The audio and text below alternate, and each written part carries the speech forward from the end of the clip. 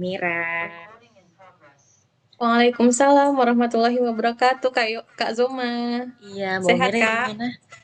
Alhamdulillah, kabarnya sehat. Mbak Umira gimana di sana? Sehat kabarnya? Alhamdulillah sehat, sehat. Sehat. Jogja hari ini cerah atau sedang ada hujan, Mbak Umira? Cerah banget. Ini hari ini beberapa hari Mm-mm, kemarin mendung ya. Sempat mm-mm, kemarin mm-mm, lusa atau kemarin kemarin atau kemarin lusa tuh mm-mm. ada angin kencang di Jogja, numbangin pohon. Jadi beberapa pohon Hmm, tumbang. Masya Allah, emang ya. Kemarin juga di Jakarta hujannya lumayan banyak, cukup anginnya kencang juga. Alhamdulillah hari ini dikasih panas, jadinya Alhamdulillah. sedikit, tentunya alhamdulillah dihangatkan oleh sinar matahari. Masya Baik Mbak Allah. Umira, ini juga teman-teman Teduh sudah bergabung. Nanti teman-teman Teduh juga boleh ya untuk sesi tanya jawab. Ini boleh ditanyakan kepada narasumber kita malam hari ini, Mbak Umira. Karena biasanya nih Mbak, tentunya kita kan namanya manusia, kita sebagai wanita menjalani rumah tangga atau nantinya yang akan menikah, ini memiliki luka atau trauma. Bahkan yang terlihat baik-baik saja juga ternyata menyimpan begitu banyak luka yang dipendam hingga akhirnya bingung nih harus seperti apa untuk menghadapi hal berikutnya.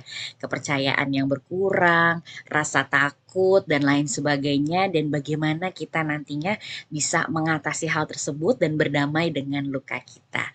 Baik, untuk selanjutnya teman-teman Teduh boleh disiapkan catatannya karena tentunya materi ini luar biasa. Mudah-mudahan kita menjadi lebih terbuka lagi dalam menerima luka dan mudah-mudahan insya Allah bisa sembuh perlahan-lahan nih dari materi yang Mbak Umira sampaikan malam hari ini. Kepada narasumber kita, Mbak Umira, kami persilahkan.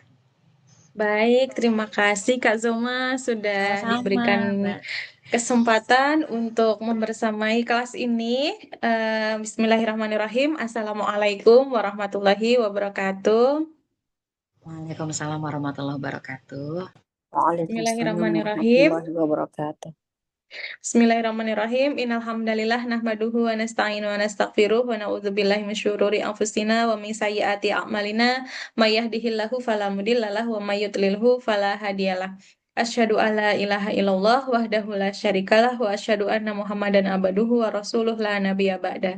Rabbi shrahli sadari wa yassirli amri wahlul 'uqdatam min lisani yafqahu qawli. Amin amin ya rabbal alamin. Teman-teman yang dimuliakan oleh Allah, Alhamdulillah, Alhamdulillah, Alhamdulillah. Malam hari ini kita dipertemukan oleh Allah dalam sebuah forum yang insya Allah diberikan keberkahan oleh Allah. Janji Allah bahwasanya Allah akan memberikan naungan, akan mengepakkan sayapnya, memberikan perlindungan bagi siapapun yang sedang berjalan menuju kepada ilmu ilmunya Allah. Mudah-mudahan kita berdoa, kita yang berada di forum ini dan forum yang lainnya, termasuk golongan orang-orang yang mendapatkan naungan Allah itu. Alhamdulillah, tadi sudah diperkenalkan oleh Kak Zoma, nama saya Umi Rahayu, biasa dipanggil Umira. Sekarang ini bekerja sebagai karyawannya Allah di bidang self healing ya. Saya sebagai self healing coach sekaligus juga sebagai konselor, sebagai trainer juga di Rumi Foundation Training dan kemudian saya juga ngajar di salah satu sekolah Islam di Yogyakarta. Alhamdulillah, moto saya untuk apa ya bisa sampai ke sini luar biasa. Bisa mengantarkan untuk bertemu teman-teman semuanya. Tentu itu semuanya bukan karena kehebatan saya, bukan karena keluangan waktu saya, bukan karena ilmu saya, tapi semuanya memang sudah dipasangkan ya, sudah dipasangkan oleh Allah, sudah dijodohkan oleh Allah dan tidak ada sesuatu yang kebetulan. Termasuk malam hari ini bertemu dengan teman-teman semuanya bukanlah sebuah kebetulan. Teman-teman kalau boleh nanti silahkan follow IG saya @umira.selfhealingcoach ya. Em, Terus nanti kita bisa berkenalan di sana. Baik, teman-teman semuanya. beberapa waktu yang lalu sempat kami menangani seorang pasien, bukan pasien ya, seorang sahabat, menangani seorang sahabat yang sudah menikah kurang lebih 30 tahun. Jadi kalau di total sekitar umurnya itu sekitar 50 tahunan. Dan ternyata selama 30 tahun itu beliau tidak merasakan kebahagiaan dalam menjalani rumah tangganya. Beliau sudah menjadi istri selama 30 tahun, kemudian menjadi ibu ya kurang lebih seusia itu, harta melimpah, kemudian haji, sudah haji sampai berkali-kali. Jangankan haji ya, jangankan umroh, haji haji saja sudah berkali-kali gitu. Kalau umroh nggak usah ditanya, beliau berkali-kali umroh, rajin datang ke kajian, kemudian anak-anaknya juga sekolah di sekolah yang bonafit gitu kan. Dari sisi itu semuanya, dari sisi fisik, dari sisi materi beliau tidak kekurangan, tidak ada yang dikeluhkan. Tapi beliau sampai bolak-balik ke psikolog, kemudian menemui kami itu sampai sekitar 6 sampai 7 kali. Em, dan bahkan mirisnya lagi beliau sampai sudah mati rasa. Aku harus gimana untuk kemudian bisa struggle, bisa menemukan solusi dari permasalahan ini. Em, di lain sisi, kalau kita sering dengar bahwa di negara kita saat ini, yaitu adalah negara yang mayoritas Islam. Mayoritas penduduknya adalah Muslim, di mana seorang Muslim atau mayoritas di negara kita berpuasa setiap bulan Ramadan. Sholat juga nggak pernah ditinggalkan gitu kan. Cuman di Indonesia ini juga orang-orang yang kemudian melakukan kemaksiatan itu juga banyak gitu. Salah satu kemaksiatan yang banyak dilakukan itu adalah perselingkuhan. Dan ternyata perselingkuhan itu tidak hanya menyerang orang yang baik-baik saja gitu. Bahkan seorang ustadz pun juga sering banget kita dengar ada skandal perselingkuhan seperti itu. Yang terbaru kemarin gak usah kita jelasin ya. Seorang yang tadinya bermasalah dengan mantan suaminya, kemudian dia diduga merebut pasangan orang lain gitu kan. Jadi padahal kita lihat sosoknya itu adalah sosok yang agamis kayak gitu. Lalu pertanyaannya adalah, apakah kemudian Islam itu hanya atau apakah berislamnya kita itu tidak memberikan dampak secara spiritual, yang dimana dampak spiritual itu akan membuat kehidupan kita itu benar-benar sejalan gitu loh dengan syariat Islam. Apakah Islam yang kita dengar, yang kita pelajari itu hanya sebatas mengajarkan kepada kita sholat, bagaimana kemudian kita puasa, bagaimana kita menutup aurat dan seterusnya, tapi tidak berdampak secara ruhiyah kayak gitu.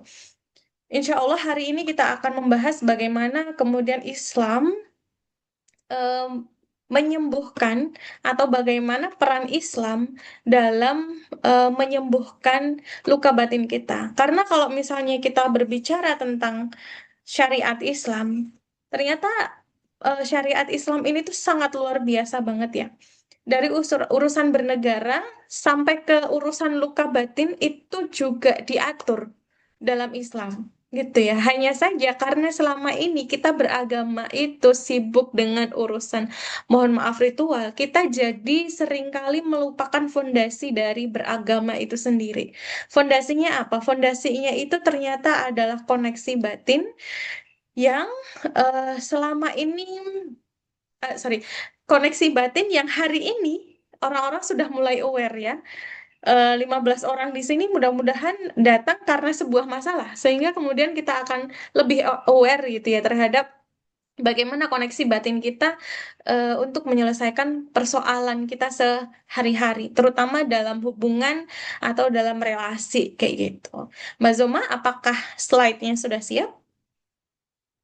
Baik, sudah disiapkan oleh teman-teman rekan-rekan dari Perempuan Teduh, Mbak Umirah. Oke, baik. Pada kesempatan kali ini, kita akan membahas tentang peluk luka, rangkai bahagia, healing trauma, bangun kembali hubungan yang sehat. Teman-teman semuanya, ketika kita itu mm, bermasalah ya dengan orang lain, tadi Mbak Omira sangat meng-highlight pernyataan dari Kak Zoma ya, dari Mbak Zoma ya. Orang yang kemudian dia diam seperti tidak ada masalah, jangan-jangan dialah yang kemudian memiliki luka paling paling parah. Diamnya itu adalah sebagai cara untuk menutupi lukanya karena dia tidak tahu lagi harus bagaimana untuk meregulasi luka itu. Dan teman-teman, ketika diamnya teman-teman itu sudah di ambang batas, maka tidak ada salahnya untuk mencari cara bagaimana teman-teman bisa untuk menyentuh atau untuk approach terhadap luka-luka itu tadi, gitu ya. Dan tidak ada salahnya juga teman-teman mulai bertanya, ada apa sebenarnya dengan diriku? Teman-teman semuanya, ada hal yang tadi kita bahas di depan, bahwasanya kebiasaan kita dalam beragama itu adalah kita cukup dengan ritual-ritualnya saja. Tapi agama itu tidak menyembuhkan pola relasi yang dibangun dari masa lalu kayak gitu. Ada orang yang baru tahu ternyata dia menyadari bahwa dia sedang mengalami trauma relasi ketika dia sudah 30 tahun menikah. Seperti sosok yang Mbak Mira ceritakan di awal. Beliau baru sadar ternyata beliau memiliki trauma relasi setelah 30 tahun kemudian dan itu sudah dan beliau sudah mengalami babak belur dalam pernikahannya. Ada yang kemudian dia sampai desperate, dia sampai bunuh diri, mohon maaf, dia sampai putus asa, tidak tahu lagi harus berbuat apa, dan sibuk mencari cara bagaimana supaya bisa terselamatkan. Bagaimana caranya supaya relasi itu terselamatkan. Luka emosional yang diakibatkan oleh pengalaman yang tidak aman dan tidak sempat diproses ternyata berdampak pada pola relasi kita di saat ini. Mbak Mira yakin 15 orang di sini minus Mbak Mira dan Kak Zoma, teman-teman peserta semuanya, datang ke dalam forum ini pasti dengan sebuah permasalahan. Boleh nggak diceritain apa yang kemudian dirasakan oleh teman-teman? Apakah trauma relasi ini relate dengan kondisi teman-teman hari ini? Kalau relate, apakah trauma relasi ini juga mempengaruhi bagaimana cara teman-teman berelasi atau membangun relasi dengan orang-orang terdekat? Boleh silakan diceritakan di kolom komentar ya. Sembari kita menunggu, Mbak Mira mau lanjutkan. Dan ada hal yang kemudian kita sering lupakan bahwa terminologi healing itu sebenarnya bukan tentang jalan atau mencari jalan keluar. Tapi healing itu sendiri adalah mencari perjalanan ke dalam atau melakukan perjalanan ke dalam diri kita sendiri. Jadi sebenarnya solusinya itu bukanlah keluar ya, bukanlah memperbaiki pasangan, bukan memperbaiki anak, bukan memperbaiki siapapun, tapi memperbaiki bagaimana hubungan diri kita dengan diri kita sendiri dan juga lebih tepatnya hubungan kita dengan Allah. Kenapa kemudian perjalanannya itu ke dalam? Kenapa kemudian kita perlu untuk melalui jalan ke dalam atau inner work gitu ya? Karena sebenarnya pengalaman kita dalam berelasi dimulai sejak kita berada dalam rahim. Mbak Mira pernah dengar dari Dr. Aisyah Dahlan, beliau mengatakan bahwa ketika janin berusia 2 minggu, sebetulnya sudah bisa mengalami pengalaman emosional, di mana pengalaman emosional itu didapatkan dari ibunya. Ketika ibunya banyak sedih, maka janin itu juga akan belajar rasa sedih. Ketika seorang ibu itu bahagia, maka janin itu akan belajar rasa bahagia. Ketika seorang ibu itu kesel, marah, dan marah itu yang lebih dominan, maka janin itu pun akan merasakan atau akan belajar rasa itu. Nah, kemudian pada saat itu dia lahir, kemudian memasuki masa kanak-kanak, di mana di dalam Islam masa kanak-kanak ini benar-benar luar biasa banget. Kalau dalam Islam kita mengenal masa kanak-kanak atau masa prabalik ya. Masa prabalik ini sebagai masa-masa golden age atau masa-masa emas. Di mana anak-anak pada masa ini yang mereka kembangkan itu adalah komponen emosional juga berkembang, kemudian sensorik motorik itu juga berkembang gitu ya. Dan Rasulullah sangat mencontohkan bagaimana sebagai seorang dewasa beliau berinteraksi dengan cucu-cucunya, yaitu adalah Hasan dan Hussein. Beliau berlari-lari dengan si Hasan Hussein ini. Beliau tidak memaksakan Hasan Hussein itu sebagai seorang yang dewasa, tapi beliau memposisikan sebagai sahabat, sebagai temannya Hasan Hussein. Sehingga cucunya itu merasa aman atau anak-anak itu merasa aman ketika berada di dekat orang dewasa. Boleh kembali lagi di slide yang berikutnya? Oke. Teman-teman semuanya, ternyata relasi pada masa kanak-kanak ini ketika tidak sesuai dengan tumbuh kembang fitrahnya kita, maka dia akan membaca pola itu sebagai sebuah emosi yang kurang berkembang dan itu akan menjadi permasalahan ketika kita berada di usia dewasa. Pada saat selesai masa kanak-kanak, ketika fitrah itu tidak terpenuhi, karena masing-masing orang itu memiliki fitrahnya masing-masing ya, fitrahnya sendiri-sendiri. Dan Allah kabarkan bahwa sesungguhnya manusia itu terlahir dalam keadaan fitrah, keadaan suci, keadaan bersih, keadaan bahagia, keadaan berlimpah. Jadi fitrahnya seperti itu, bayi baru lahir itu tuh fitrahnya manusia begitu gitu. Tidak khawatir, tidak cemburu, tidak pusing, tidak cemas, tidak anxiety, nggak depresi gitu ya. Fitrahnya bayi seperti itu dan kita bisa melihat bagaimana anak-anak itu menghadapi permasalahannya sehari-hari. Kalau kita lihat anak-anak itu ya, dia main bola, kemudian kakinya terkilir, nangis dikit, habis itu langsung bangkit. Nah, fitrah kita harusnya seperti itu. Kemudian memasuki fase balik. Di fase balik itu ada fase remaja, di mana fase remaja ini menurut orang-orang Barat adalah fase yang penuh dengan badai, storm and angry, penuh dengan badai dan kemarahan. Tapi di dalam Islam, fase remaja ini justru adalah fase yang sangat luar biasa.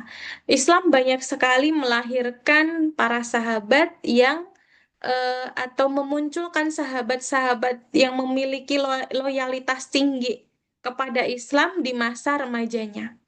Ketika masa remaja ini dipenuhi dengan kepercayaan, dia dipercaya, dia kemudian bisa membangun identitasnya yang align atau sesuai dengan fitrah pada masa kanak-kanak itu, maka dia akan memiliki identitas yang kuat. Karena menurut Erikson, pada saat remaja ini sedang dikembangkan identitas versus kebingungan peran ya. Jadi kalau dia memiliki identitas yang cukup baik, maka itu nggak masalah. Tapi kalau identitasnya itu belum dibangun, kemungkinan di masa dewasanya dia akan bermasalah. Kemudian memasuki fase dewasa di mana fase dewasa ini tugas pengembangannya itu adalah intimacy versus em, apa namanya intimacy itu artinya tuh membangun kepercayaan terhadap romansa gitu ya. Kemudian kebalikan dari intimacy itu apa ya Mbak Mira lupa. Pokoknya di sini tugas kita adalah membangun relasi yang sehat, membangun relasi yang utuh. membangun relasi yang aman. Dan ketika kita membangun relasi yang aman, ketika kita membangun relasi yang aman, maka kita pun akan membuka atau akan menciptakan relasi yang aman untuk keluarga kita, di mana ketika kita menciptakan relasi yang aman untuk keluarga kita, anak-anak kita pun akan merasa aman. Gitu. Ciri-ciri anak merasa aman apa? Salah satunya adalah ketika dia merasa takut, dia tidak segan-segan untuk menyampaikan kepada kita sebagai orang tua. Jadi teman-teman semuanya, tugas kita sebagai seorang dewasa yang sedang diamanahi oleh Allah untuk membangun relasi ini, sebenarnya dibangun dari bagian-bagian atau fondasi diri kita di masa lalu. Gitu. Jadi, kalau misalnya kita sedang ada masalah hari ini, maka sebenarnya tidak tidak mungkin, tidak menutup kemungkinan dari fondasi kita pun sebenarnya juga rapuh gitu. Ketika masalah hubungan kita hari ini rapuh, maka kemungkinan fondasi fondasi kita sebelumnya atau tugas perkembangan kita sebelumnya itu belum terisi. Gitu. Jadi ada bagian-bagian yang kemudian perlu kita selesaikan. Gitu ya. Boleh next slide? Ya. eh jadi pengalaman relasi ini dari ketika kita terlahir sebagai seorang bayi, sebagai seorang anak-anak balita, kemudian kita menjadi anak-anak, ketika fase ini tidak selesai, maka akan menjadi anak-anak yang dia memiliki inner child yang terluka atau wounded inner child. Teman-teman di situ bisa melihat gambar atau ilustrasi. Ada dua orang, laki-laki perempuan, yang dimana seorang laki-laki itu ada anak kecil yang berada dalam tubuh dewasa. Dia berhadapan dengan seorang perempuan di mana tubuhnya dewasa, tapi di dalamnya itu masih ada anak kecil atau anak batin yang juga sama-sama terkurung di dalam tubuh orang dewasa itu tadi. Dua anak-anak ini tadi, ketika dia belum terpenuhi secara emosional, maka dia akan menuntut hal itu ketika dia berada dalam hubungan atau relasi pernikahan. Karena apa? Karena pada saat dia menjalin relasi pernikahan, pernikahan itu sebenarnya dia menekan tombol. Jadi, teman-teman bisa ngebayangin nggak, ketika dua orang manusia terjebak dalam tubuh manusia dewasa dan dia belum memiliki, dan dia belum aware terhadap dirinya sendiri, maka dia akan menuntut pasangannya untuk memenuhi kebutuhan emosionalnya itu tadi. Eh, Boleh di next slide? Di next slide dulu. Ini sepertinya ada video. Di pause dulu boleh? Mbak Omira sedikit mau jelaskan bagaimana kemudian hubungan relasi kita di masa lalu atau di masa anak-anak mempengaruhi hubungan kita hari ini ya. Video ini menggambarkan bagaimana caregiver atau pengasuh merespon sisi emosional kita. Ada dua video karena Mbak Omira dapatnya ini dalam bahasa Inggris, tapi pas Mbak Omira upload di sini ternyata berubah berubah dalam bahasa Perancis. Jadi Mbak Omira sedikit terjemahkan ya. Jadi kalau caregivernya itu melakukan pengabaian dengan mengatakan bahwa kamu tuh diam aja, kamu tuh kalau marah ngeganggu ibu, kamu itu kalau misalnya ngamuk, kamu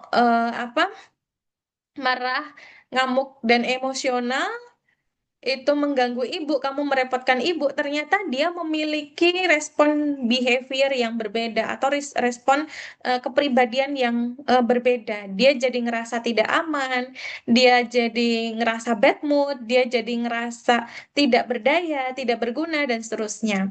Tapi berbeda ketika seorang caregiver itu beneran peduli, memvalidasi perasaan anak-anak itu, maka dia akan tumbuh menjadi seseorang yang memiliki rasa aman. Dan teori attachment Bowlby menyatakan bahwa teori attachment Bowlby dan juga Mary Ainsworth. Jadi itu adalah ada peneliti barat yang meneliti hubungan atau pola ini atau pola attachment, pola kemelekatan ini terhadap pola relasi di masa dewasa ternyata sangat berpengaruh. Oke, boleh di-play dulu. Videonya cukup lama karena 2 menit.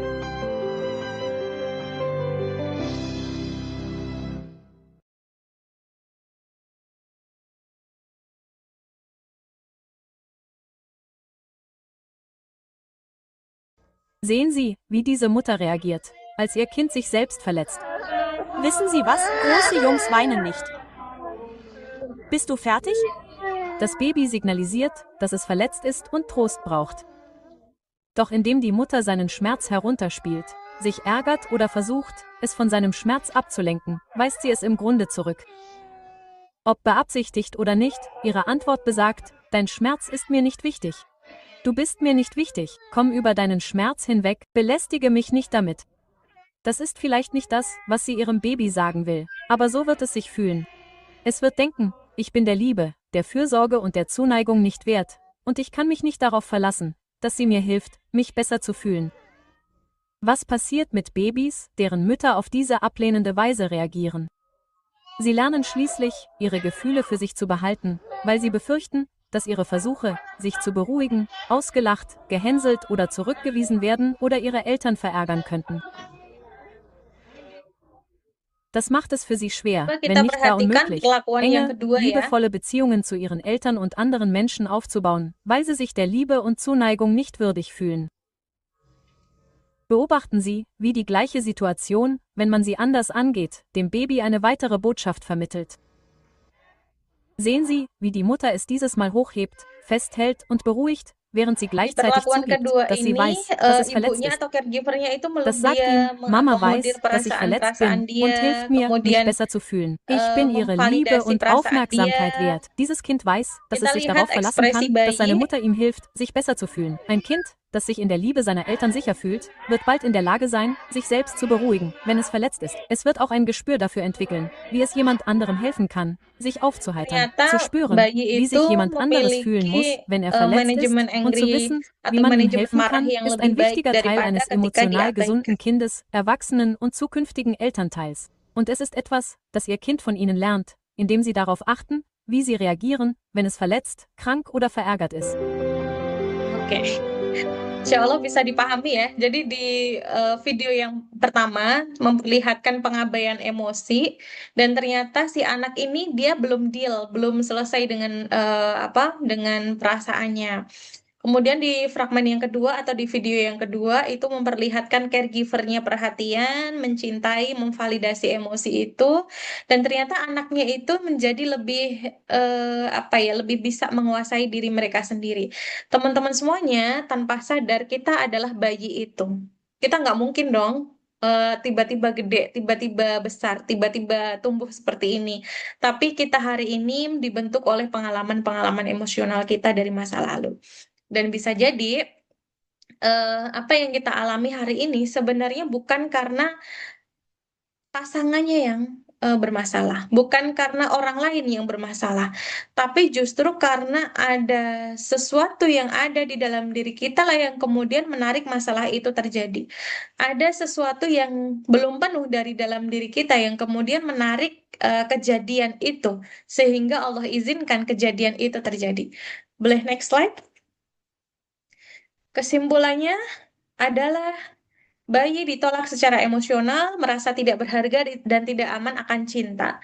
Kemudian bayi yang diterima merasa berharga, pantas untuk dicintai dan mendapatkan perhatian. Teman-teman nanti bisa buka video itu di link YouTube yang sudah Mbak Umira share di situ ya.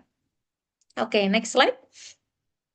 Berikutnya, ada jurnal dari Loama dan Suwarjo. Dia mengatakan bahwa penting untuk memahami bahwa trauma anak-anak tidak hanya berefek pada emosi dan kepribadian seorang individu, tetapi juga membentuk bagaimana dia berinteraksi dengan dunia di sekitarnya.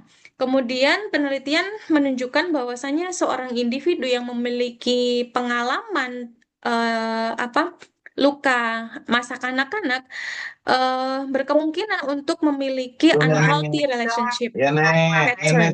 Jadi memiliki pola relasi yang nggak sehat gitu atau kurang sehat. Baik keduanya dan baik dengan keduanya atau masing-masing gitu ya, dan dengan diri mereka sendiri. Pola ini dapat termasuk ke dalam regulasi emosi, kemudian merasa tidak pantas, kemudian tidak mampu untuk coping stres, untuk mengatasi konflik dengan cara yang baik kayak gitu. Teman-teman semuanya, mohon izin tanpa menuduh siapapun gitu ya. Bisa jadi relasi yang kemudian kita bangun dan kemudian hari ini kita menjalani relasi itu dengan kurang sehat atau dengan tidak sehat, berkemungkinan berasal dari childhood trauma kita atau trauma inner child kita gitu. Di video lain sebenarnya ada ya, tapi tidak sempat Mbak Omira post di sini. Bagaimana kemudian seseorang yang dia terpenuhi tangki cintanya, seseorang itu bisa bermain dengan baik tanpa mempedulikan caregivernya. Tapi seseorang yang tidak memperoleh tangki cinta itu, dia sibuk untuk memperhatikan caregivernya. Karena apa? Karena seseorang yang tangki cintanya penuh, dia akan merasa aman. Tapi kalau dia tangki cintanya tidak penuh, maka dia akan merasa bahwa orang-orang di sekitarnya itu adalah ancaman. Mari kita lihat bagaimana seseorang itu bisa menjadi ancaman. Next. Oke, dalam rumah tangga, ancaman itu bisa datang dari pasangan. Manifestasinya apa atau tampaknya bagaimana? Yang pertama, keluarga itu bisa mengalami konflik berkepanjangan, kemudian mengalami perselingkuhan dan pengkhianatan, kemudian mengalami kekerasan verbal atau emosional, kemudian pengabaian perasaan, di mana dampak awalnya seorang individu itu merasa tidak aman, merasa takut ditinggalkan, merasa harga diri menurun. Sebenarnya merasa tidak aman, takut ditinggalkan, harga diri menurun, itu sudah ada tanda-tanda dari dalam diri kita sendiri, dari dalam batin kita. Kita merasa tidak aman. Bahkan ada sebenarnya sebelum menikah itu sudah ada sinyal ya. Sudah ada sinyal bahwa seseorang itu hadir sebagai perjalanan hidup. Tapi karena kita kadang mengabaikan sinyal-sinyal kecil itu, ya udahlah tinggal seminggu lagi udah gas aja. Akhirnya kemudian kita masuk ke dalam pernikahan itu dan akhirnya kemudian pernikahan itu butuh effort atau butuh effort untuk memperbaiki gitu. Next. Berikutnya. Nah, ini pengalaman komunikasi yang dialami oleh seseorang yang mengalami childhood trauma. Berdasarkan penelitian dari Adila, Mariani, dan Agustin, dia mengatakan bahwa pengalaman komunikasi yang dialami oleh seorang subjek atau orang yang diteliti ya dalam hubungan romansa, dia mengalami not confidence atau mengalami tidak percaya diri. Aku mah apa gitu kan, dan seterusnya. Kemudian mengalami insecure, kemudian mengalami excessive caution, kemudian mengalami trust issue, kemudian mudah luluh atau easy pass. Jadi hati-hati teman-teman ketika teman-teman mudah tertipu, mudah mengiyakan gombalan orang, atau mudah percaya sama orang. Nah, itu adalah tanda-tanda red flag itu ada di dalam diri teman-teman semuanya. Kemudian sensitif, dikit-dikit baper, dikit-dikit dipikirin, jangan-jangan orang itu lagi nyindir aku, dan seterusnya. Kemudian mengalami kesulitan untuk terbuka, terutama terbuka untuk menerima pasangan, untuk terbuka untuk menerima apa yang ada di dalam diri kita sendiri, untuk menerima seseorang gitu ya. Kemudian very independent. Nah, ini lagi ramai juga ya isu ini ya. Kemudian merasa gengsi, merasa arogan, selfish, kemudian mengalami anger issue, kemudian mengalami sulit mengontrol emosi, kemudian mengalami isu tentang komunikasi. Teman-teman semuanya, biasanya hubungan yang retak itu tanda-tanda ini sudah muncul dari awal. Karena nggak mungkin hubungan itu retak tapi nggak ada tanda-tandanya. Tanda-tandanya itu sebenarnya sudah muncul dari awal, cuman kita itu sering mengabaikan.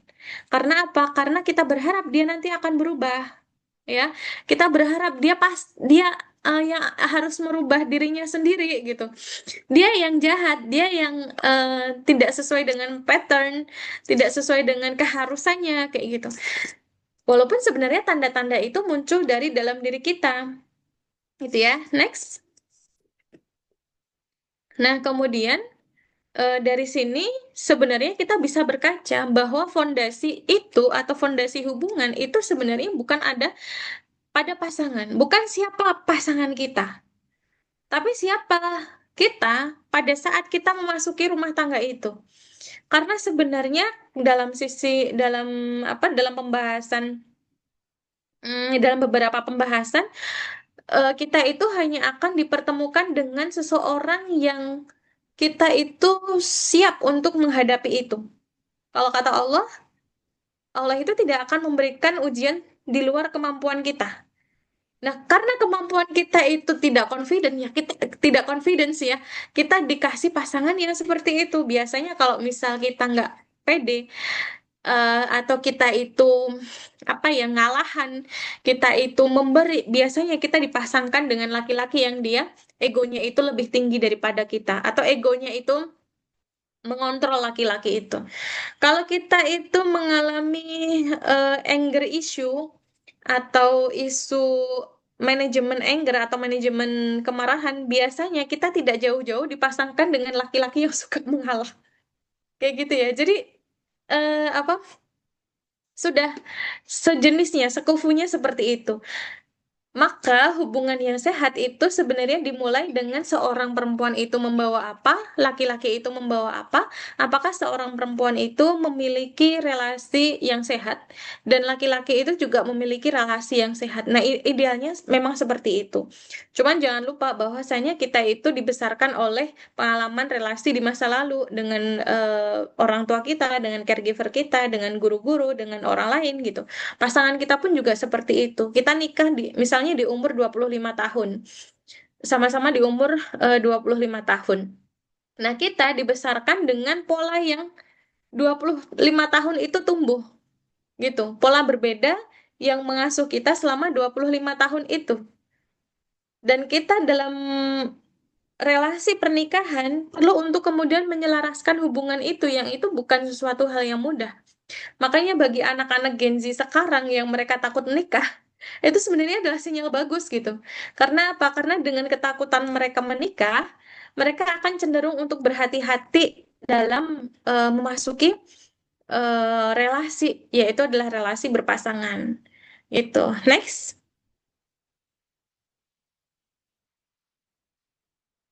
Bagaimana cara kerja trauma ini dalam menyetir atau mengendalikan kehidupan kita? Jadi ketika kita memiliki trauma, dan Mbak Umira yakin kita sendiri itu kita masing-masing itu memiliki pola masing-masing gitu ya. Ada cara, ada 3 cara bagaimana kita itu terbiasa menghadapi pola itu. Yang pertama itu adalah fight. Fight itu yaitu mudah marah dan defensif ya. Aku nggak salah, kamu yang salah gitu ya. Pokoknya orang lain yang salah gitu kan. Yang kedua itu adalah flight. Flight itu menarik diri dan menghindar. Biasanya kalau ada masalah itu dia kabur. Atau yang ketiga nge-freeze. Freeze itu berarti mati rasa. Udah nggak apa-apa kok, nggak apa-apa. Nah, freeze ini cukup berbahaya karena dia punya kecenderungan untuk mengabaikan perasaannya sendiri. Teman-teman perlu tahu bahwasanya relasi dalam pernikahan fungsinya itu bukan hanya untuk membuat kita bahagia, bukan hanya untuk membuat kita bahagia, tetapi relasi dalam pernikahan itu berfungsi untuk menekan tombol, bukan sebab utamanya. Jadi relasi dalam pernikahan itu berfungsi untuk menekan tombol trauma itu, bukan sebab utamanya. Makanya banyak teman-teman yang kemarin apa coaching, dia mengatakan, dia bertanya, kenapa ya Mbak Umira? Setelah menikah kok pola itu muncul lagi? Padahal kemarin-kemarin sebelum menikah aku tuh sudah banyak mencari ilmu, aku sudah banyak datang ke kajian, aku sudah banyak mengikuti kelas-kelas pranikah, gitu ya. Tapi faktanya pada saat dia menikah, pola-pola dari masa lalu itu terulang lagi. Aku jadi suka ngegigit pasanganku, aku jadi suka memukul dia, aku jadi suka silent treatment, aku tidak menghargai usahanya dia, aku sulit banget untuk membuka diri, membuka obrolan hangat dengan dia. Semua itu muncul. Jadi teman-teman hati-hati dengan hal ini karena banyak orang mengira bahwa pernikahan itu akan melengkapi. Ya betul, melengkapi. Melengkapi diri kita yang belum utuh. Cuman untuk melengkapi itu kadang traumanya itu dimunculkan dulu. Dan ketika kita bisa dealing with that trauma, ketika kita bisa dealing with that trauma, kita akan menjadi orang yang lengkap, yang utuh. Gitu. Jadi bukan sebab utamanya. Jadi pernikahan yang berantakan itu bukan sebab utamanya. Karena pola itu sebenarnya kita bawa dari masa lalu, baik masa lalu kita maupun masa lalu dari pasangan. Maka highly recommended banget untuk teman-teman yang belum menikah. Dari 21 orang yang belum menikah ini apakah, sorry, dari 21 orang yang sudah bergabung ini apakah ada yang belum menikah? Cek dulu.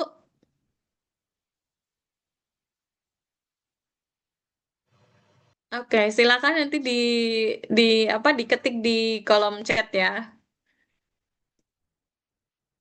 Oke, jadi teman-teman yang belum menikah, pinter-pinterlah untuk membaca diri kita sendiri, aware terhadap diri kita sendiri. Karena kelas membaca diri itu tidak ada dimanapun, bahkan tidak ada di sekolah. Kita sekolah tinggi sampai S3 pun nggak ada kelas untuk membaca diri kita sendiri, gitu.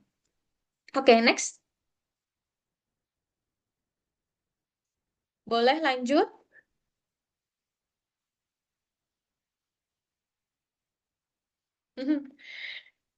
Cek, cek.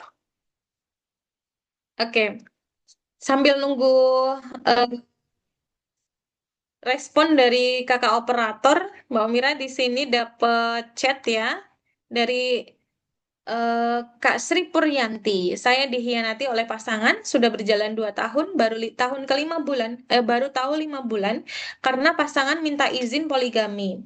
Maaf Bunda, saya menolak. Pasangan setuju, tapi beliau tidak mau melepaskan selingkuhannya. Saya sempat stres, mau dibawa kemana pernikahan ini, akhirnya timbul rasa tidak percaya dan curiga. Oke, jadi di situ teman-teman semuanya, apa namanya? Luar biasa ya, Kak Sri Puryanti, yang mudah-mudahan diberikan ketabahan oleh Allah ya dalam menerima semua ujian ini. BTW, Kak Circle Pro, apakah sudah dipindah? Mbak Umira materinya dari tadi aku ngangguk-ngangguk. Relate juga ya. Jadi ternyata memang nanti sambil mungkin juga teman-teman teduh lainnya bisa menyiapkan pertanyaan juga ya Mbak Umira ya. Untuk sesi tanya jawab nanti bisa on cam atau di unmute untuk mic-nya. Sudah lanjut slide-nya, silakan Mbak Umira. Oke, terima kasih Kak Zoma atas perhatiannya. Oke, Masya Allah teman-teman semuanya. eh kita lanjut ya.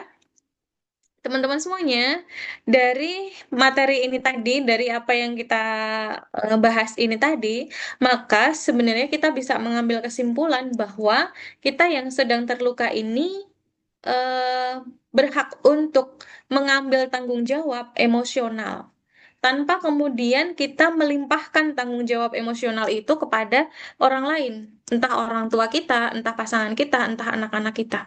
Bagi orang yang tidak paham, mereka seringkali mengambil tanggung jawab, melimpahkan tanggung jawab itu kepada orang lain. Ya, aku kayak gini karena kamu. Aku selingkuh kan karena kamu. Nah, itu adalah tanda bahwa dia belum matang emosionalnya. Aku marah-marah kan gara-gara kamu marah-marah.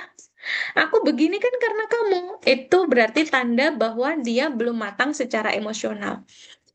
Seseorang yang terluka, eh, dia memiliki atau berhak bertanggung jawab ya untuk menyembuhkan luka itu, bukan orang lain. Biasanya kalau anak-anak masih di usia remaja, dia masih melimpahkan tanggung jawab itu karena dia belum paham, otaknya belum terbentuk. Tapi bagi kita, seorang yang berada di fase dewasa awal maupun dewasa madya, kita memiliki tanggung jawab untuk menyembuhkan luka itu.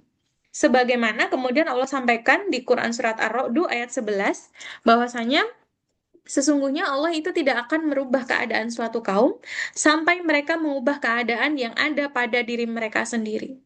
Teman-teman semuanya, kalau kita bedah ayat ini, kalau kita bedah ayat ini, itu ayat ini sangat-sangat deep banget ya. Sangat-sangat menampar banget. Merubah keadaan yang ada pada diri mereka sendiri. Teman-teman sering ngerasa nggak apa yang teman-teman alami itu sebagai takdir yang teman-teman nggak bisa nolak? Sering nggak kita merasa bahwa, mohon maaf, perselingkuhan, kemudian hubungan yang berantakan, belum nikah, dan seterusnya, adalah skenario takdir yang kita itu nggak bisa nolak. Bagaimana kalau sebenarnya takdir itu, eh, apa namanya, takdir itu sebenarnya Allah berikan kepada kita sesuai dengan kapasitas kita atau sesuai dengan apa ya, settingan dari apa yang ada pada diri kita. Faktanya adalah ada seseorang yang dia tumbuh em, dengan cara yang sama, di rumah yang sama, dengan cara yang sama, tapi memiliki takdir yang berbeda. Dan itu sebenarnya tidak full 100% masalah kerja keras. Tapi yang lebih penting itu adalah apa yang ada pada diri mereka.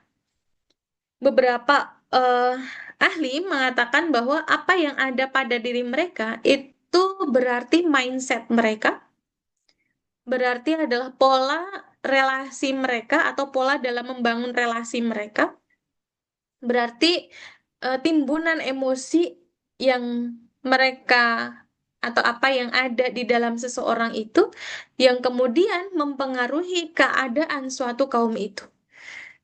Kalau kita kaitkan dengan apa yang tadi kita bahas tentang inner child, kita sering menjumpai orang-orang yang memiliki inner child yang terluka. Biasanya kita dipertemukan dengan pasangan yang juga mengalami inner child yang terluka. Sebabnya bukan karena pasangan itu, bukan karena salah takdirnya juga, tapi sebenarnya apa yang ada pada diri mereka. Gitu ya. Sehingga ketika kita mengambil tanggung jawab untuk memperbaiki apa yang atau memperbaiki keadaan diri kita, maka kita perlu untuk jeda sejenak, tidak perlu terburu-buru untuk mencari solusi keluar, karena sebenarnya solusinya itu ada di dalam, ada pada diri kita. Ya, solusinya itu ada pada diri kita. Ada seorang tokoh yang mengatakan bahwa the only way out is in. Satu-satunya jalan keluar itu adalah jalan ke dalam. Jalan ke dalam diri kita untuk memperbaiki mindset kita tadi. Gitu ya. Oke, next. Lanjut. Bagaimana cara kita untuk memperbaiki apa yang ada pada diri kita?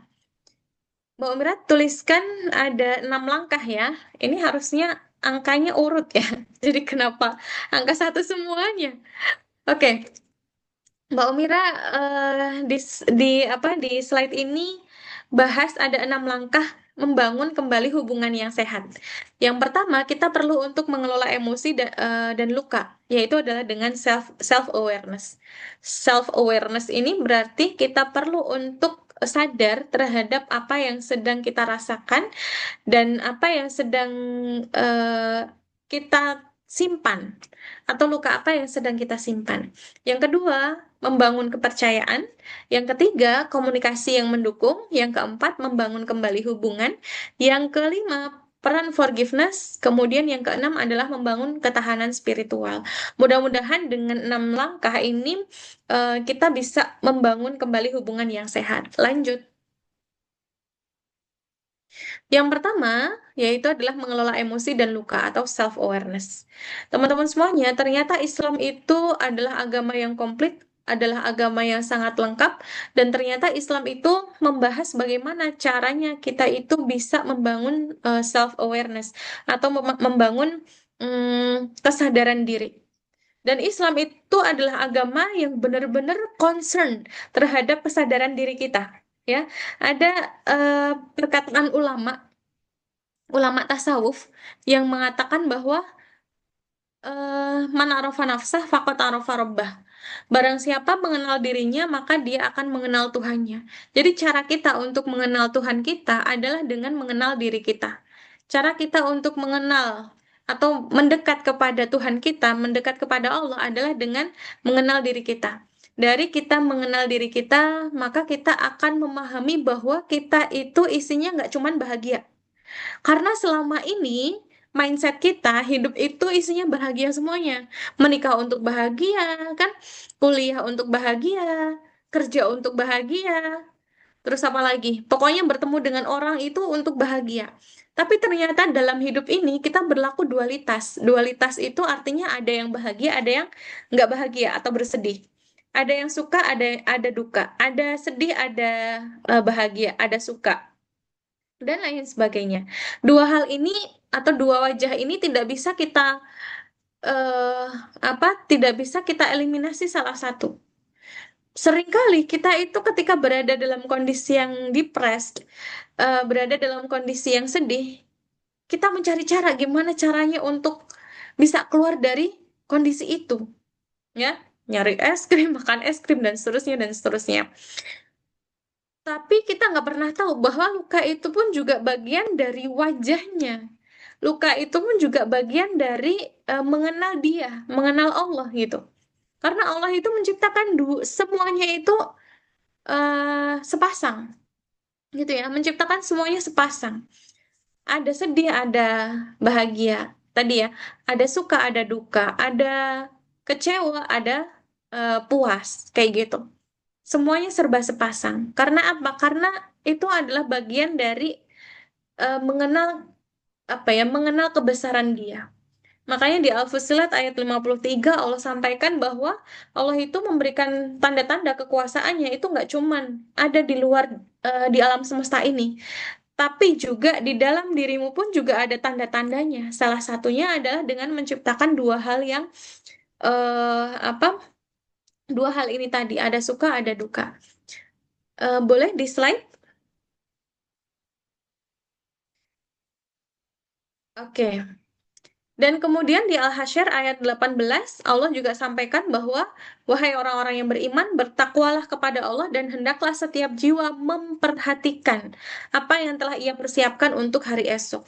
Poinnya di sini adalah memperhatikan apa yang telah ia persiapkan, memperhatikan jiwa, memperhatikan kondisi jiwa kita, memperhatikan kondisi batin kita. Dengan cara apa? Dengan cara mengenal dan menamai emosi.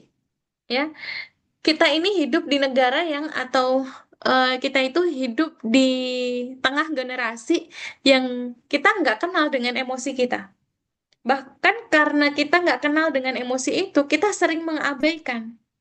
Jangan marah, jangan nangis, jangan sedih, jangan kecewa, jangan jangan lain, larangan-larangan lain gitu. Padahal Rasulullah pun juga dalam salah satu doanya meminta kepada Allah untuk menunjukkan keburukan dari jiwanya. Jadi emosi itu bukan untuk kita tolak. Emosi itu bukan untuk kita eliminasi, bukan untuk kita hilangkan, tapi emosi itu adalah untuk kita namai dan kita kenali.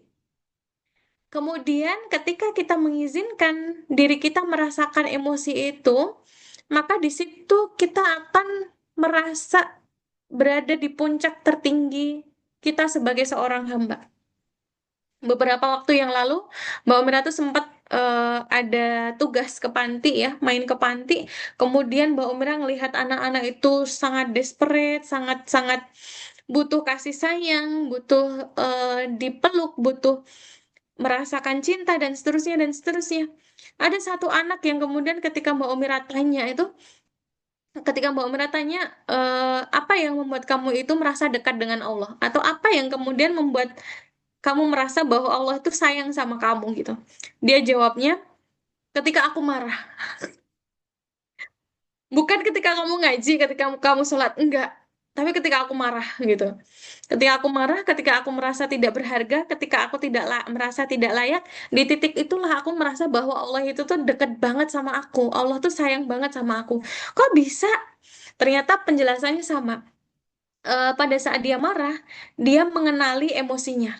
Tapi pada saat dia sholat, pada saat dia mengaji, pada saat dia berbuat baik, ya dia merasa emang seharusnya seperti itu gitu. Tapi pada saat dia marah, maka di saat seperti itulah dia itu mengenal Allah dan dia nggak jadi marah, nggak jadi marah ya. Terus gimana caranya kita itu kalau sudah terbiasa eh, kurang mampu untuk mengelola emosi, regulasi emosi kita itu kurang baik gitu ya. Maka yang perlu kita lakukan adalah sadar nafas. Sadar nafas itu berarti kita butuh mengambil waktu untuk jeda, untuk merasakan nafas kita. Terutama untuk teman-teman yang dari dulu terbiasa dengan kejar-kejaran, terbiasa dengan hustle culture. Hustle culture itu sebenarnya dibangun dari pola asuh kita.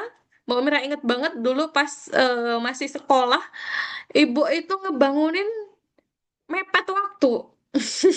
Dan Mbak Mira yakin ibu-ibu di Indonesia pun juga seperti itu.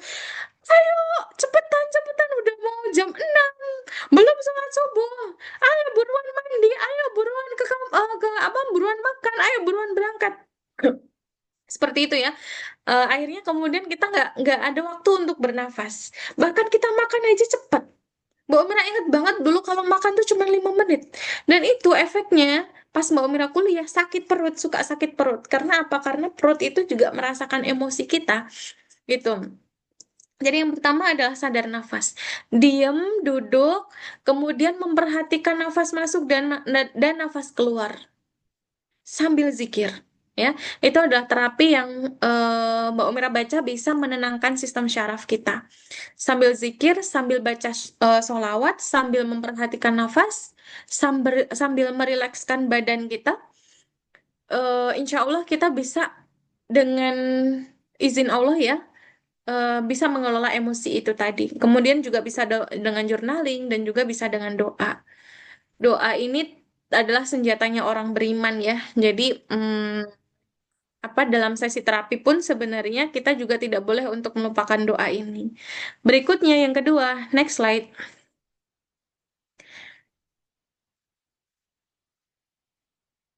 Oke. Yang kedua, ini salah lagi ya kayaknya Mbak Omira ngasih nomornya ya. Yang kedua adalah membangun kepercayaan. Teman-teman semuanya, seringkali ketika kita terluka, kita mengalami ketidakpercayaan diri. Kita merasa tidak berharga, merasa tidak layak, merasa tidak mampu, merasa insecure, dan seterusnya.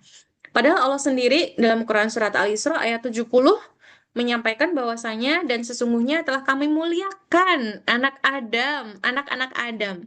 Kami angkut mereka di daratan dan di lautan. Kami beri mereka rizki dari yang baik-baik dan kami lebihkan mereka dengan kelebihan yang sempurna atas kebanyakan makhluk yang telah kami ciptakan. Teman-teman sadar nggak bahwa kita ini adalah anak cucu Adam yang dimuliakan oleh Allah? Anak cucunya Adam yang kemudian kehidupannya itu ditanggung. Kehidupannya itu dipastikan berjalan dengan baik, dapat rezeki yang baik-baik. Tapi kenapa kemudian kita sering mengecilkan diri kita sendiri? Hanya karena kita pernah mendapatkan kalimat-kalimat yang mengecilkan diri kita. Kamu tuh pendek. Kamu kulitnya lebih hitam ya daripada adik kamu ya. Ya, biasanya dari ungkapan-ungkapan seperti itu kemudian membuat kita mengecil dan kita sulit untuk membangun kepercayaan.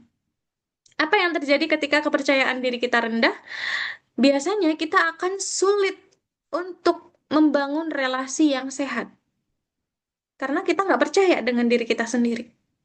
Karena kita kurang untuk mempercayai diri kita bahwa kita layak untuk mendapatkan kemuliaan, kita layak untuk mendapatkan yang terbaik. Gitu. Gimana caranya untuk melatih kepercayaan itu?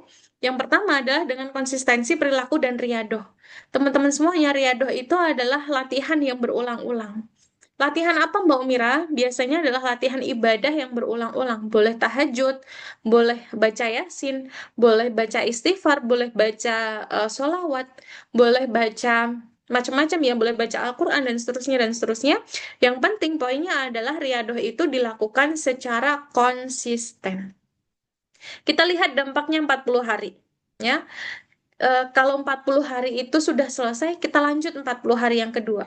Mbak Umira pernah ada satu grup riyadoh ya, sekitar tahun 2021 dan bertahan selama beberapa tahun. Masya Allah, Mbak Umira sendiri merasakan dampaknya itu luar biasa banget. Secara teori, secara biologis, tubuh kita itu ternyata dia menyimpan emosi, say. Jadi kalau teman-teman belajar biologi, kita pernah kenal yang namanya sistem syaraf pusat dan sistem syaraf tepi. Sistem syaraf pusat itu ada di otak, kemudian sistem syaraf tepi itu ada di seluruh tubuh. Dan ternyata terkadang trauma itu tersimpannya ada di sistem syaraf kita, di sistem syaraf tubuh kita. Makanya beberapa kali ketika Mbak Umira sendiri yang jadi coach ya, Mbak Umira sendiri yang jadi coach, yang jadi konseli, Mbak Umira sendiri merasakan sensasi tubuh yang berbeda gitu. Sakit perut, kalau Mbak Umira yang langganan tuh sakit perut, lambung, karena ternyata emosinya tersimpan di situ. Kemarin juga Mbak Umira mengcoaching orang, ada yang tercekat di tenggorokan, ada yang kemudian di punggungnya itu tiba-tiba ada yang lepas gitu ya. Berarti kemungkinan emosinya atau traumanya itu tersimpan di bagian tubuh seperti itu. Nah, fungsi riyadoh itu adalah menenangkan sistem syaraf. Riyadoh yang berkali-kali dan konsisten ya berfungsi untuk menenangkan sistem syaraf kita. Selain itu, kita juga perlu untuk membangun batasan yang jelas dan dihormati. Teman-teman semuanya, ketika kita tidak menghormati diri kita sendiri, ketika kita tidak memiliki batasan terhadap diri kita sendiri, maka batasan kita itu akan mudah dilanggar oleh orang lain. Bayangin aja kalau teman-teman punya rumah, kemudian rumah teman-teman itu nggak ada pagernya. Maling mudah masuk nggak? Maling mudah masuk loh. Dan biasanya maling itu datang hanya untuk bermain-main, hanya untuk ngambil yang bukan haknya kita. Dan kita sadar ketika kita sudah kehilangan, gitu. Ternyata rumah kita nggak ada pagernya. Oleh karena itulah kita perlu untuk membangun batasan yang jelas. Apa saja yang boleh aku terima dan nggak boleh aku terima. Perlakuan apa saja yang bisa kita maafkan dan perlakuan apa saja yang tidak bisa kita maafkan. Bagi Mbak Umira, selingkuh itu bukan salah kita. Bukan salah kita sebagai seorang perempuan. Selingkuh itu berarti dimulai dari laki-laki itu yang dia belum jelas belum memiliki visi misi yang jelas dalam kehidupannya. Dalam pernikahannya dia nyari apa? Dia nggak jelas. Kecuali kalau misalnya dia mau menghalalkan poligami ya. Nah, itu tergantung kita ridho atau enggak. Kayak gitu. Yang berikutnya adalah membangun rasa aman yang dibangun berulang. Jadi rasa aman itu adalah sebuah barrier yang kemudian membuat kita itu tuh aman untuk merasakan apapun. Ya. Jadi teman-teman jangan merasa bersalah ketika teman-teman ngerasa marah. Jangan merasa bersalah kalau teman-teman itu punya bargaining power. Jangan ngerasa bersalah ketika teman-teman itu punya batasan. Jangan ngerasa bersalah kalau kita tegas dengan batasan kita sendiri. Karena batasan itulah yang kemudian akan melindungi kita. Rasa aman itulah yang akan melindungi kita. Dan rasa aman ini sekali lagi tidak dibangun oleh pasangan. Ya, tidak dibangun oleh pasangan, tapi rasa aman itu dibangun oleh diri kita sendiri yang sudah lebih dulu berdaya, sudah memahami diri kita sendiri, dan kita merasa aman untuk merasakan apapun. Gitu ya. Berikutnya, next slide. Yang ketiga adalah komunikasi yang mendukung. Teman-teman perlu juga untuk berkomunikasi yang asertif. Berkomunikasi yang asertif itu berarti kita perlu untuk belajar I message, bukan tuduhan. Contoh, misalnya ketika pasangan kita itu mengabaikan kita. Kita nggak terima dong, ya kan? Karena batasan kita jelas. Aku butuh berbicara. Aku butuh untuk membangun komunikasi. Tapi suatu ketika pasangan kita itu mengabaikan kita. Biasanya yang terjadi adalah kita sering menuduh pasangan itu. Kamu udah nggak sayang sama aku ya? Kamu udah nggak perhatian lagi sama aku ya? Kamu udah nggak cinta sama aku lagi ya? Nah, itu adalah cara komunikasi yang tidak asertif. Ya, cara komunikasi yang asertif itu adalah berfokus pada I message. Ya, pesannya apa? I message itu biasanya diawali dengan aku merasa. Aku merasa bahagia kalau kamu tuh ada waktu luang buat aku. Nah, kemarin-kemarin aku ngerasa em, apa namanya kamu sibuk banget kayak gitu. Jadi fokus pada I message-nya, bukan tuduhannya. Jangan bohong Mira. Iya betul. Kepanjangan. Kenapa? Karena kita biasa tumbuh dengan pola komunikasi yang langsung. Ya, Mbak Omira jujur aja baru kenal tiga kata aja itu pas udah dewasa ya. Kenal kata tolong, kenal kata terima kasih, kenal kata apa? Permisi, minta maaf itu sudah dewasa. Karena kita terbiasa dengan pola komunikasi yang langsung gitu. Ambilin tuh tasnya, diambilin maksudnya terus diapain, kan cuma diambilin. Jadi nggak jelas gitu loh.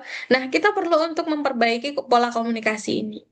Kemudian pola komunikasi yang mendukung itu adalah mendengarkan tanpa defensif. Kita perlu berhati-hati, biasanya defensif itu lahir dari emosi kita yang belum tertata. Dia ngomong itu dia udah ngerasa oh itu kita lagi terancam nih, kita sedang mendapatkan ancaman gitu. Apalagi kalau misalnya pasangan kita itu udah ngomong gini, aku mau ngomong sesuatu. Waduh, dari sini rasanya udah kayak, aduh ngomong apa ya? Jangan-jangan aku mau diserang, jangan-jangan ini, jangan-jangan itu kayak gitu. Jangan seuzon dulu ya, jangan seuzon dulu. Jangan-jangan dia mau ngomongin sesuatu proyek yang kita akan dapat duit, misalnya kayak gitu. Nah, kemudian kita juga perlu untuk belajar memvalidasi emosi pasangan. Jadi, pada saat dia curhat, pada saat pasangan kita curhat, kita udah nggak langsung menghakimi, gitu. Atau kita mengabaikan emosi itu, yang kemudian membuat pasangan kita nggak percaya lagi dengan kita. Dan kita bisa memvalidasi emosi pasangan setelah kita bisa memvalidasi emosi kita sendiri. Kita nggak akan bisa ngebaca orang lain sebelum kita bisa ngebaca diri kita sendiri. Kita nggak akan bisa memahami orang lain sebelum kita memahami diri kita sendiri. Jangan kebalik. Gitu. Oke, berikutnya yang keempat. Yang keempat adalah membangun kembali hubungan yang sehat. Gimana caranya kita bisa membangun kembali hubungan yang sehat? Yang pertama, kita perlu memiliki self-respect. Self-respect itu berarti respect atau rasa hormat terhadap diri kita sendiri. Salah satunya adalah dengan self-awareness tadi. Kita menghormati apa yang kita rasakan, kita menghormati pilihan-pilihan hidup kita menghormati bahwa hidup kita tidak disetir oleh orang lain, tapi berada dalam kendali diri kita. Yang dimana self-respect itu tadi akan, em, apa ya, kalau secara tidak langsung emang nyebelin. Oh, bagi orang yang apa?